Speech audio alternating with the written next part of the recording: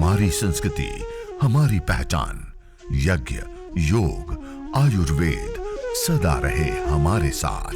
भारत के प्राचीन ग्रंथों एवं आधुनिक विज्ञान का दिव्य संगम, यज्ञ महिमा।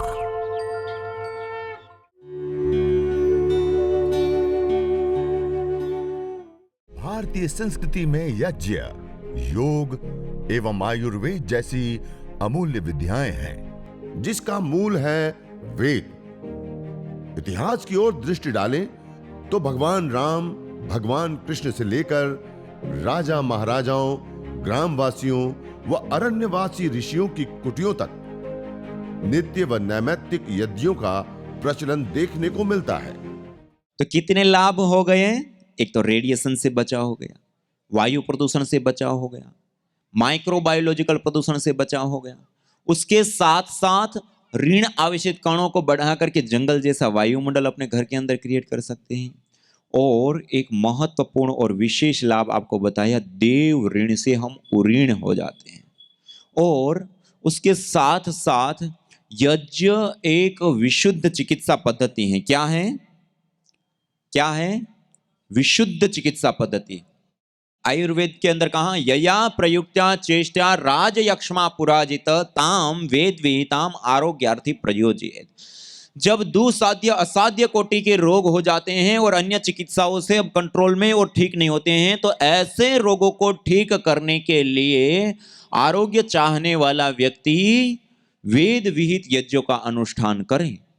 और अथर्ववेद में कहा, यदि क्षितायुर यदि वा परेतो यदिर मृत्योरंतिकम नित एव तमा हरामि अस्पार्श्वमेनम सतसारदाय।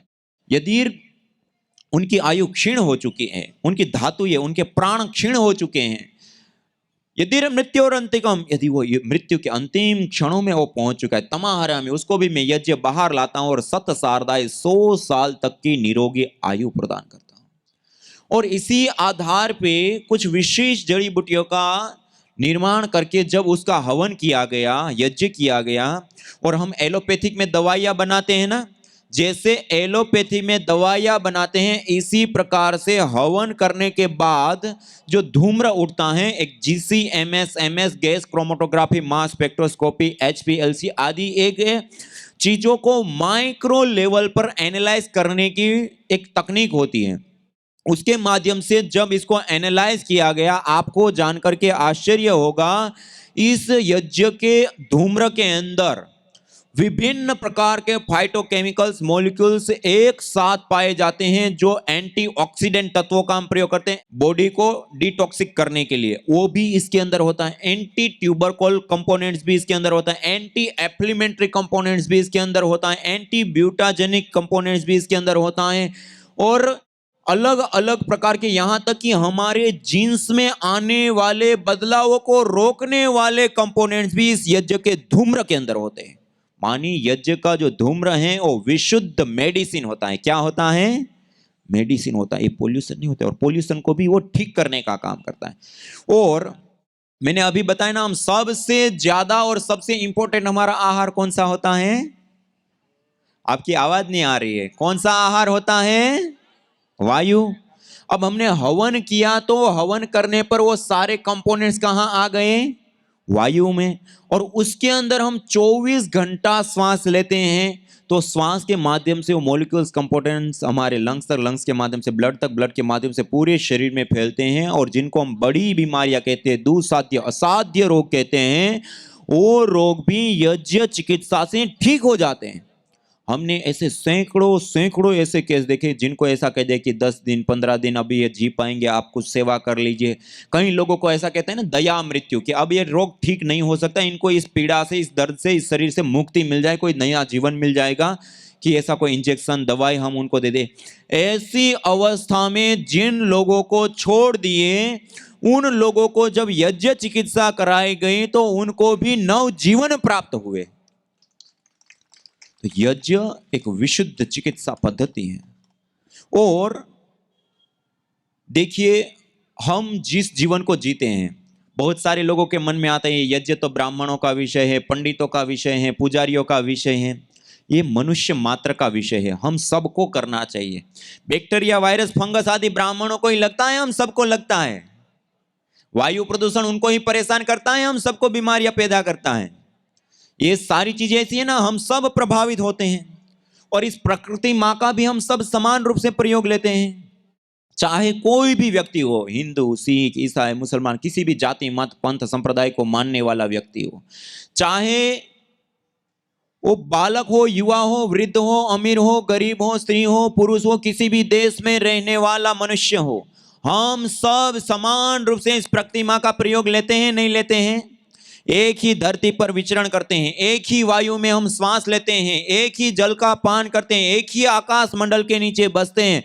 हम समान रूप से इस प्रकृति माँ का प्रयोग लेते हैं और उसके प्रति अपने ऋणों को अदा करने का और इन पंच तत्वों का शोधन, पोषण और संवर्धन करने का कोई आज हमारे पास माध्यम है तो यज्ञ, हवन, अग्निहोत्र है। इसलिए हमें इस यज्ञ को, हवन को, अग्निहोत्र को विशेष रूप से प्रतिदिन करना चाहिए और करने पर अनेक अनेक आरोग्य लाभ से लेकर के मानसिक शांति से लेकर के अलग अलग लाभ होता है। और देखिए, हम सुबह से शाम तक जितने भी काम करते हैं, क्यों करते हैं?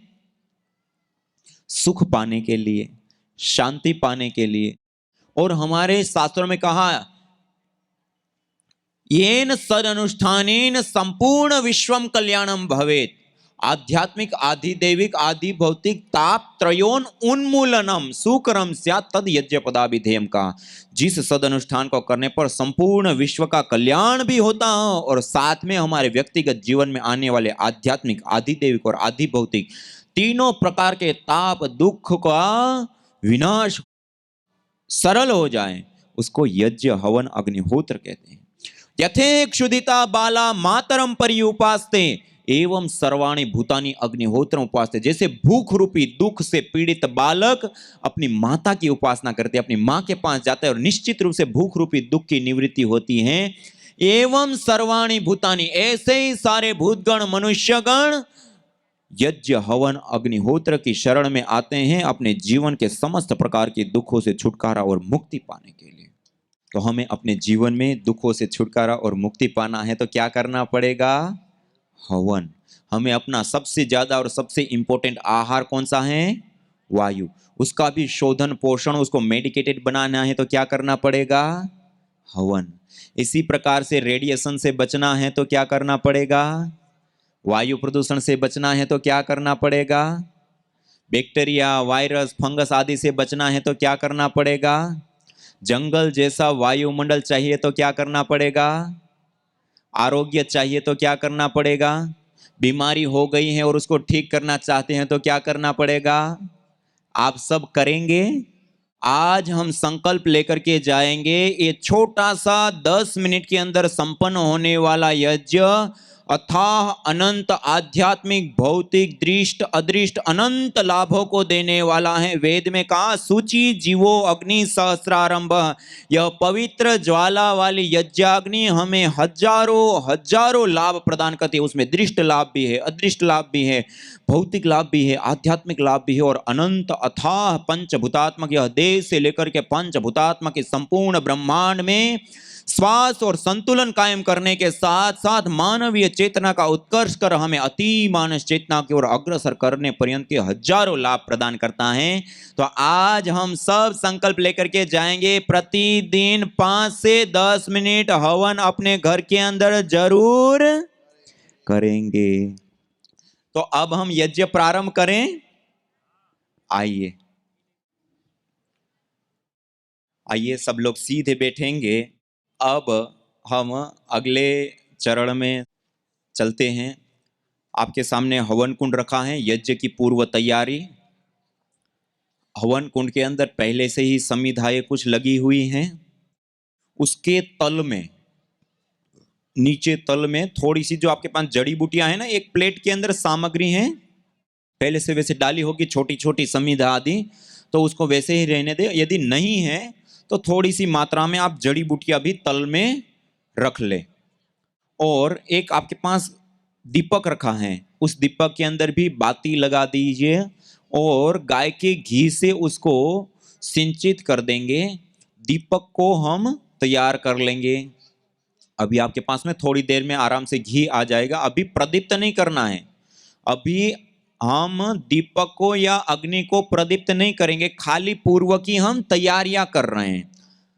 तो दीपक एक तैयार करके बाहर रख लेंगे। आपके पास जो बाहर छोटी सी कटोरी रखी है ना, उसके अंदर जो आप बोतल लाए हैं उसमें से थोड़ा सा पानी डाल करके उसके अंदर जल ले लीजिए। कटोरी के अंदर हम आचमन अंग स्पर्श आदि करेंगे, तब ये पानी जल विशेष रूप से हमें काम आएगा।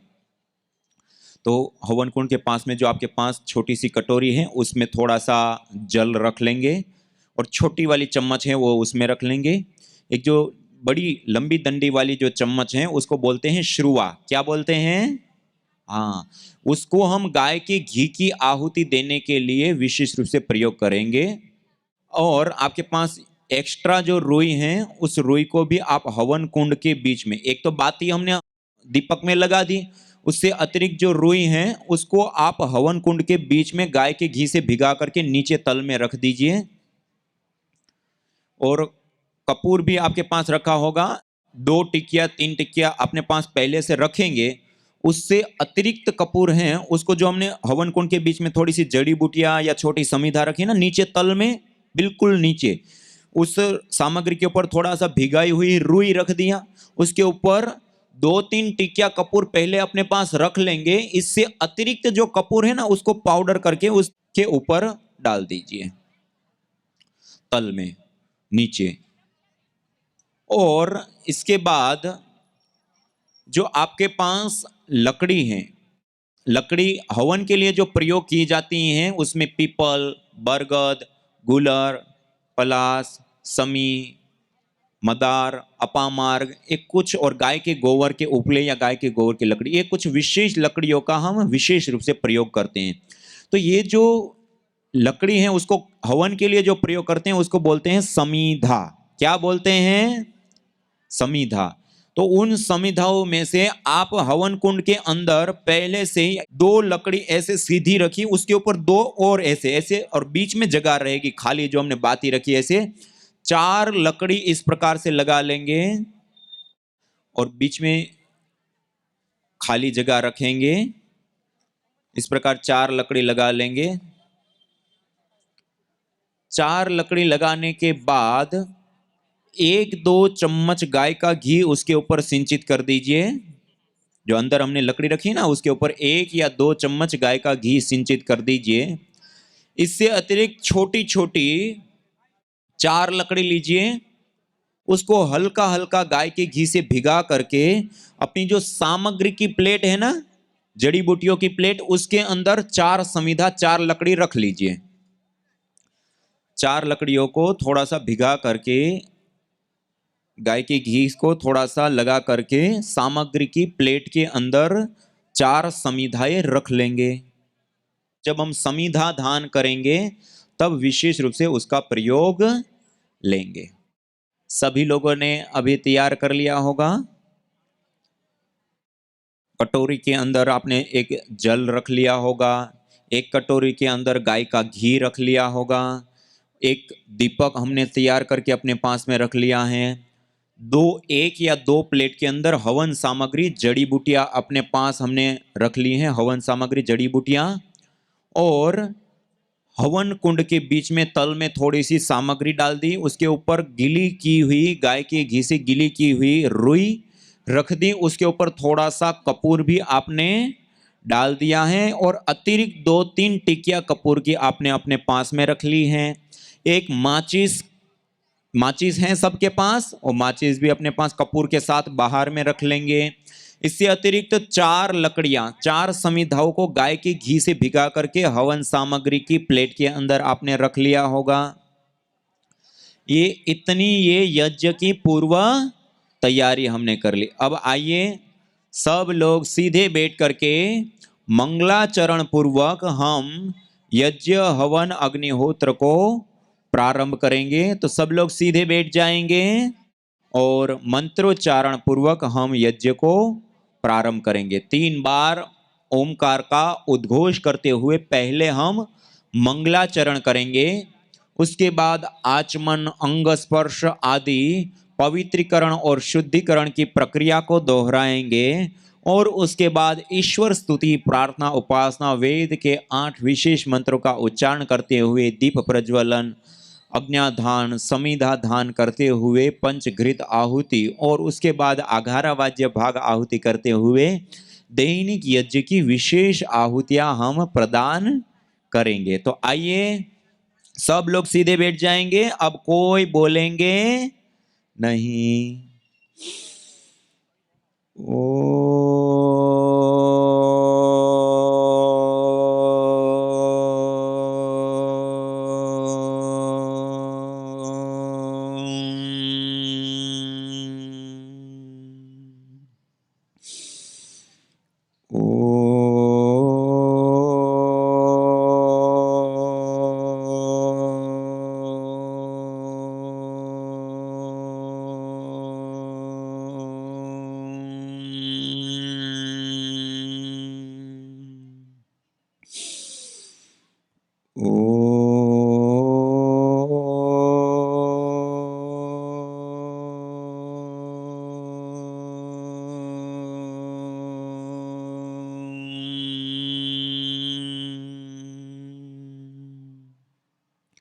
तीन बार पावन ओंकार का उद्घोष करते हैं।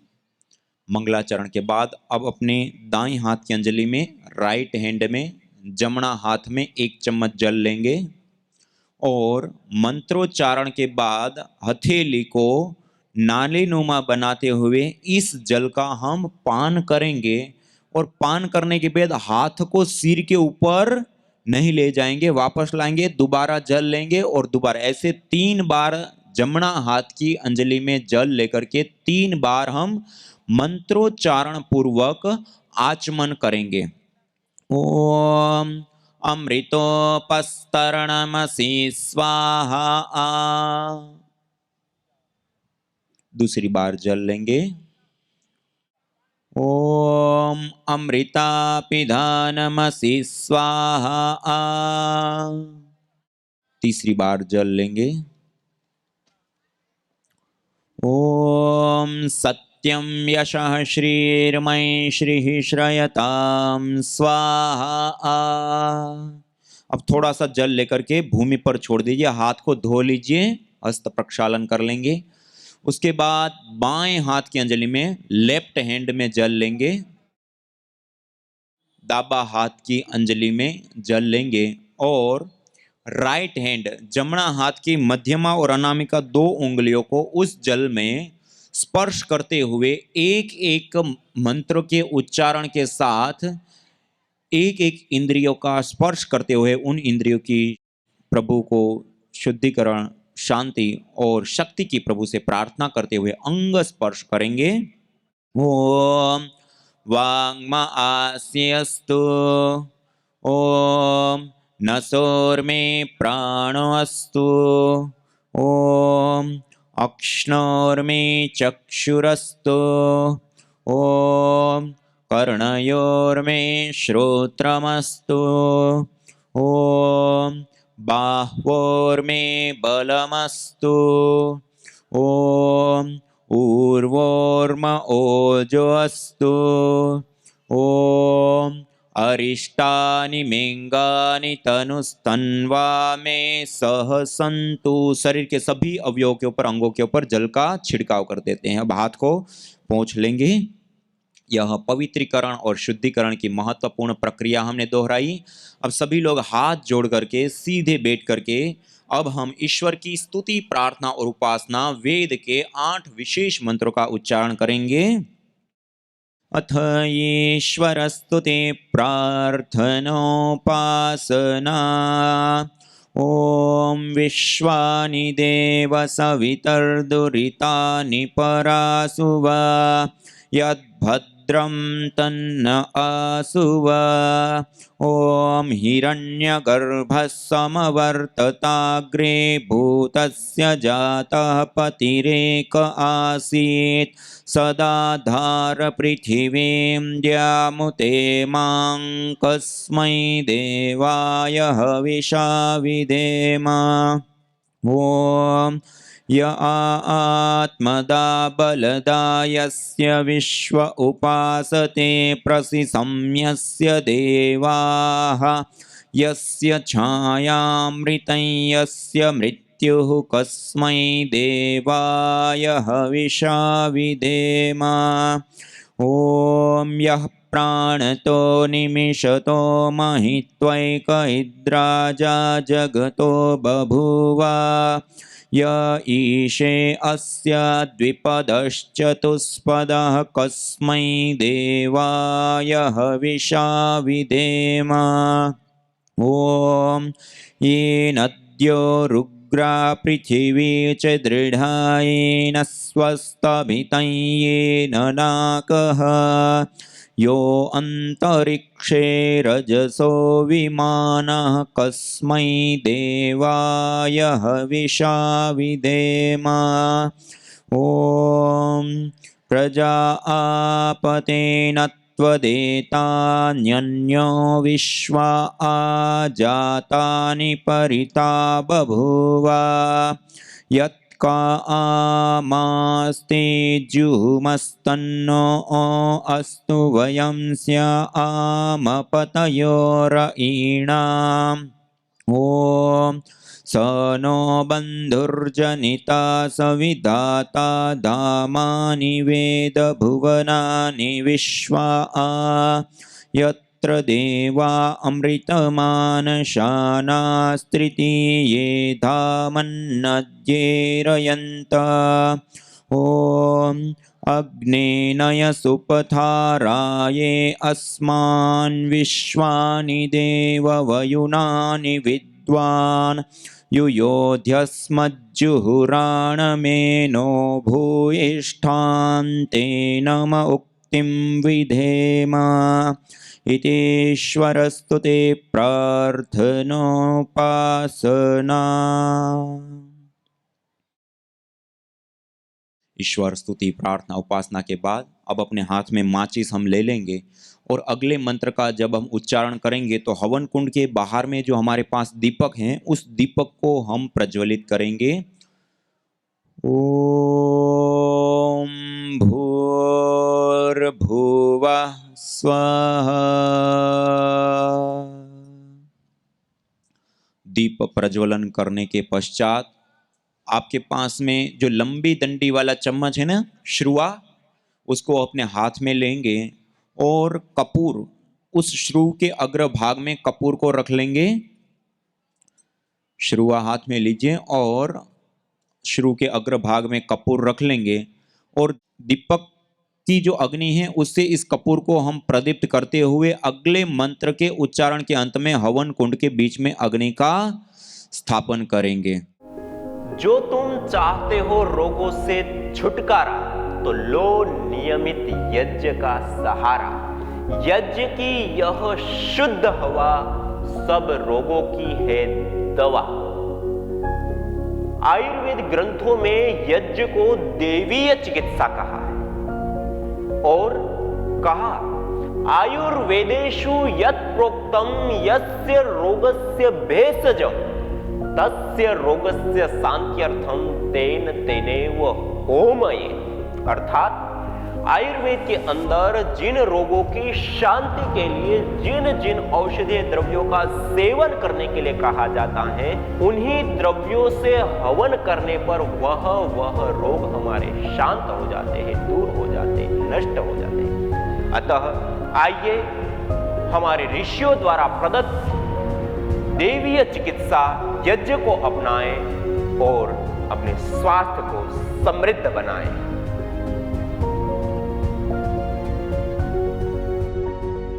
चीजें जो छोटी छोटी हैं वो मैंने आपके सामने रखने का प्रयास किया।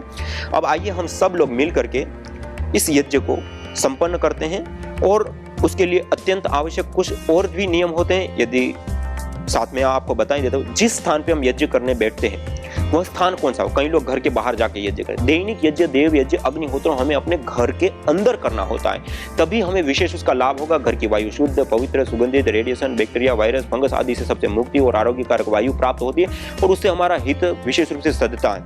तो हमें अपने घर के अंदर यज्ञ करना होता है, ना कि घर के बाहर जा करके। दूसरा, जब हम यज्ञ करते हैं तो उस समय झाड़ू पोछा लगा करके उस स्थान को विशेष रूप से पवित्र, शुद्ध और व्यवस्थित कर लेते हैं। उसके बाद जब हम यज्ञ करने के लिए बैठते हैं तो हमें भी स्वयं को स्नान आदि क्रियाएं करने के बाद, पवित्रीकरण, शुद्धिकरण की क्रियाएं करने के बाद ही हमें यज्ञ करना चाहिए। और जो वस्त्र हम पहनते हैं वो वस्त्र भी सुव्यवस्थित हो, सही हो, भारतीय परिधान हो, थोड़े से खुले वस्त्र हो और धुले साफ सुथरे थोड़े वस्त्र हों। इसी प्रकार से शरीर भी स्नान आदि करके शुद्ध किया हुआ हो। इसी प्रकार से हमारी जो भाव है, हमारे जो विचार है वो भी शुभ हो, पवित्र हो, संपूर्ण विश्व की मंगल कामना के साथ युक्त हो। इस प्रकार से कुछ कुछ चीजों का हमें ध्यान रखना। और जो पात्रों का हम प्रयोग कर रहे हैं वो पात्र भी धुले हो, साफ सुथरे हो, ना कि आज हमने किया और ऐसे ही रख दिया और कल लेकर के वैसे ही बैठ गए। तो उसको भी हम थोड़ा साफ सुथरा रखें, धो करके रखें। यज्ञ भारतीय संस्कृति का मूल है। तो आइए हम संकल्प लें, संसार के श्रेष्ठतम कर्म यज्ञ को अपनाएं। पिंड और ब्रह्मांड में संतुलन कायम करने वाले यज्ञ को अपने जीवन का अभिन्न अंग बनाएं एवं प्रकृति मां के प्रति अपने ऋणों को अदा करें। विश्व स्वास्थ्य का एक नारा, यज्ञ से होगा जग उजियारा। भारतीय संस्कृति की अमूल्य विरासत यज्ञ की महिमा को जानने हेतु वैदिक चैनल पर प्रतिदिन प्रातः एवं सायं 11:30 बजे यज्ञ महिमा कार्यक्रम से जुड़े। विशेष जानकारी हेतु संपर्क करें।